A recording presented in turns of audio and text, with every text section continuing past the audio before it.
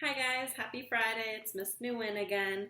I want to give a special shout out to the students that did the bonus activities. So thank you to those of you that did the bonus art activity of the Easter Bunny.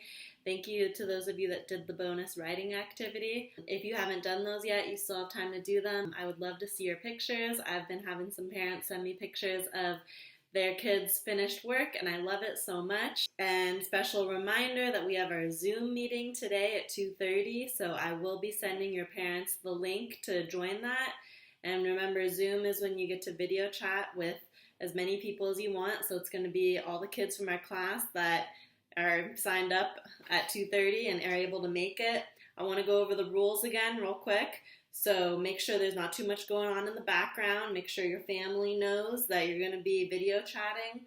Make sure you raise your hand, because if we're all talking at once, we won't be able to hear, just like in the classroom. So raise your hand to talk. I would love if you guys brought your writing and your art with you to the Zoom meeting. We have our own little art show and show off our work, and have your parents come supervise. So make sure they're in the room watching you while you're doing your video chat. I know you guys really like the scavenger hunt that I sent you, so I found another one. It's a little more challenging. It's more of like a nature scavenger hunt than a neighborhood one. So hopefully you can find all those things near your house. And I will put the link to a read aloud. It's called How to Catch the Easter Bunny, so you guys can watch that and follow along. Oh, I have another art activity. This one's a little harder, and it's from the same channel, and I'll put the link there. So it's a Easter egg, and then you open it up, and then there's like an Easter bunny popping out of the Easter egg. And I don't have markers. I wish I could color it in, but I'd love to see you guys do this and color it in. It's definitely more challenging with the folding, so take your time with it. Don't get frustrated if you mess up. I messed up the first time, so I had to start over again. But try your best with this. And then I also have another bonus writing activity. So we talked about showing gratitude and being grateful, and I know there's so much negative stuff on the news right now, and I want to try and focus on positive stuff. So that's why my question today is, what are you grateful for? And I put the date, I put the question, and this is my response. I said, first, I'm grateful to be able to sleep in more.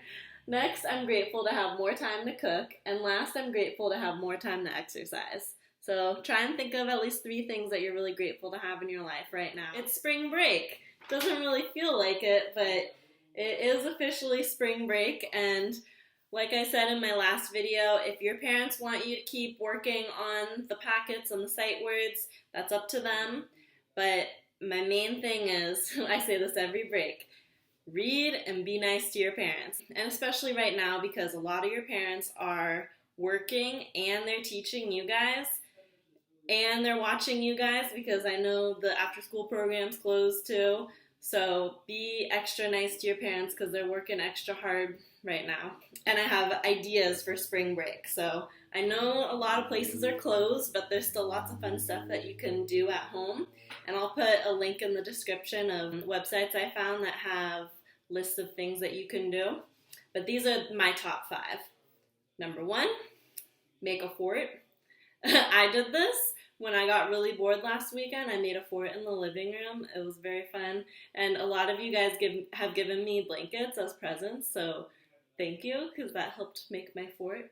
The main thing is make sure you can see the TV, make it comfy, and make sure you have snacks. That's what makes a good fort. So if it's okay with your parents, make a fort in your living room. I promise it's a lot of fun. Number 2 is try a new recipe with your family. I've been trying some new recipes. I'm making this new chicken dish called chicken tikka masala, so hopefully that turns out good. But it's cool because I have more time to cook and try new recipes.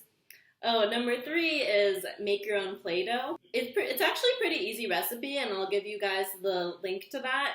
And hopefully you have all the ingredients in your house. But that'd be really fun to make your own Play-Doh at home. And number 4, have a family movie night. So kind of like pretend you're actually at the movie theaters.